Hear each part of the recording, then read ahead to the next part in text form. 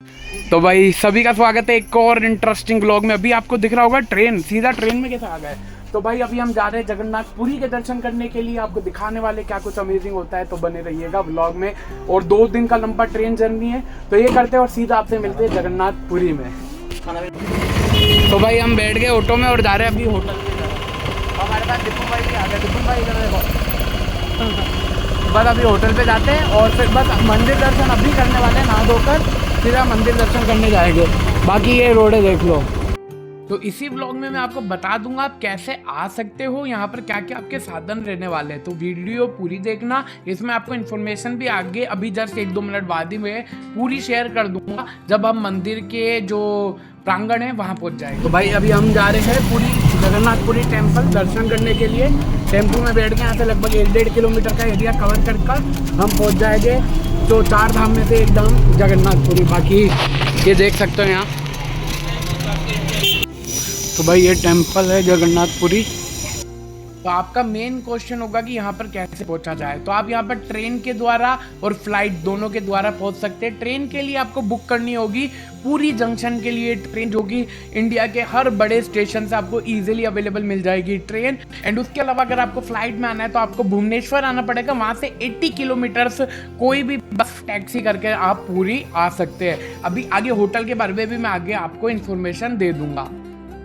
और ये है मंदिर का दक्षिणी द्वार, जिसे अश्व द्वार भी कहा जाता है। एंड ये केवल लोकल्स के लिए ओपन रहता है, जो पूरी के हैं वही इस गेट से एंट्री ले सकते हैं। बाकी सबको जो मुख्य द्वार है वहां से एंट्री लेनी होती है। मंदिर में एंट्री लेने के लिए 4 द्वार है, उसमें से जो मुख्य श्रद्धालुओं के लिए खुला होता है वो है पूर्वी द्वार, जिसे सिंह द्वार कहा जाता है। वहां से आप एंट्री ले सकते हो।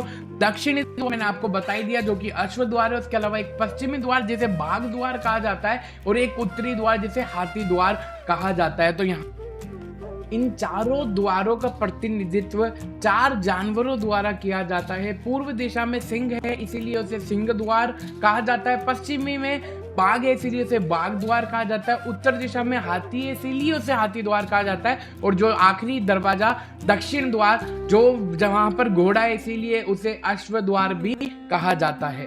तो अब आप सोच रहे होंगे कि जगन्नाथपुरी आकर कहाँ रुके। तो भाई सबसे बढ़िया प्लेस रुकने के लिए गोल्डन बीच वाला एरिया। गोल्डन बीच की जो पूरी रोड है उसके चारों तरफ आपको बहुत सारे होटल्स की व्यवस्था मिल जाएगी, जहां आपको 1000 रुपीज से ऊपर अलग अलग तरह के रूम अवेलेबल मिल जाएंगे। तो आप वहां पर अपनी रुकने की व्यवस्था कर सकते हैं। वहां से मंदिर केवल 1-1.5 किलोमीटर पड़ता है, तो आप आसानी से कोई भी टेम्पो पकड़कर मंदिर दर्शन के लिए भी आ सकते हैं। और ये द्वार है सिंह द्वार, जहां से एंट्री होगी श्रद्धालुओं की।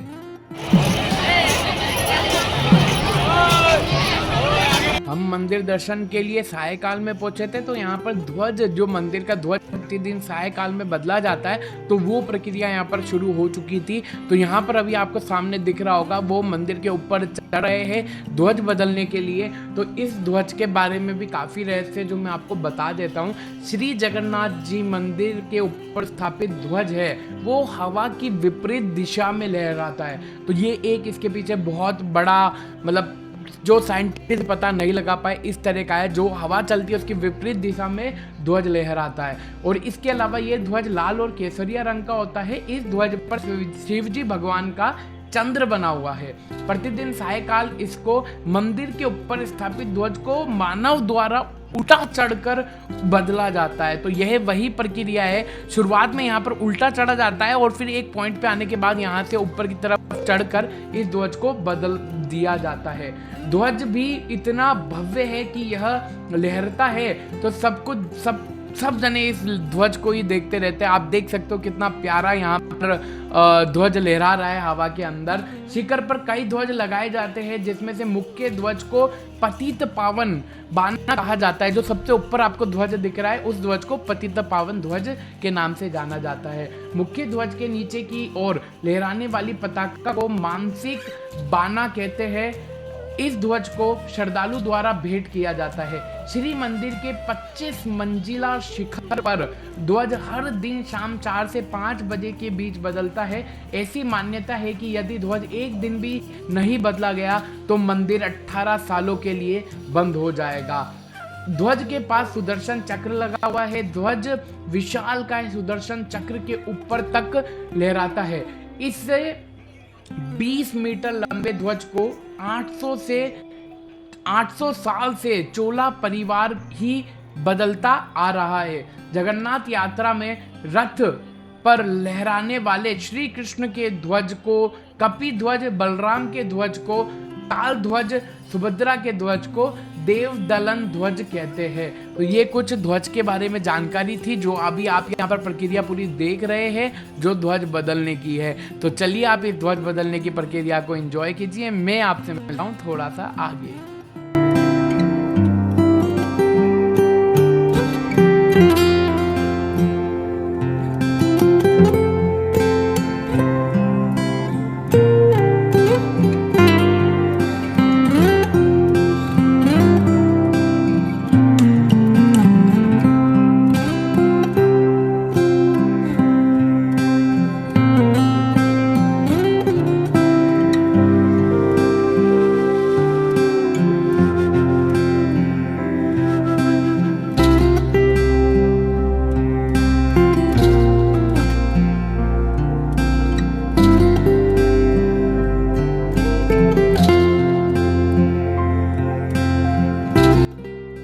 यहाँ पर ध्वज की आरती शुरू हो गई। तो आप देख सकते हैं यहाँ पर आरती की जा रही है। अभी यहाँ पर आपको ज्वाला दिख रही होगी।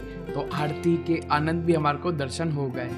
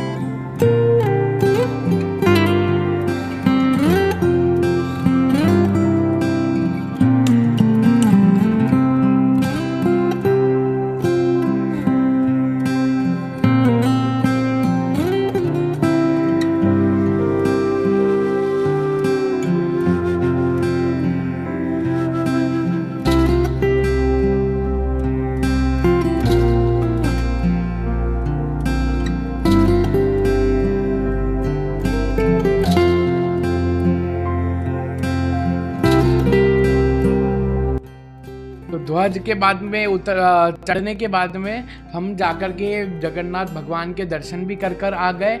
और बाद में रात्रि का कुछ आप दृश्य यहाँ पर देख सकते हैं। कुछ इस तरह का यहाँ पर दृश्य हो जाता है। बाकी सिंह द्वार के सामने ही आप यहाँ पर देख सकते हैं मार्केट है। यहाँ पर आप मोबाइल जमा कराना, अपने जूते जमा कराना, वो सब काम आप यहाँ पर इन दुकान शॉप्स में कर सकते हैं। तो आई होप आपको ये पूरी इन्फॉर्मेशन अच्छी लगी होगी। ये पूरा एक टोटल जगन्नाथ धाम मंदिर का ही व्लॉग था। आगे आने वाले व्लॉग में हम अलग अलग तरह के बीचेस जो आसपास की साइट सीइंग है उसके व्लॉग भी बनाने वाले हैं। तो कमेंट में जय जगन्नाथ जरूर से लिखिएगा। बाकी सब्सक्राइब नहीं किया है तो जरूर से कर दीजिएगा। बाकी मिलते हैं आगे आपसे और भी इंटरेस्टिंग व्लॉग्स के साथ, जिसमें हम साइट सीइंग पर जाने वाले कोणार्क टेम्पल, उदयगिरी, धौलागिरी और चिल्का लेक, इन सब के व्लॉग्स आपको आगे देखने को मिलेंगे।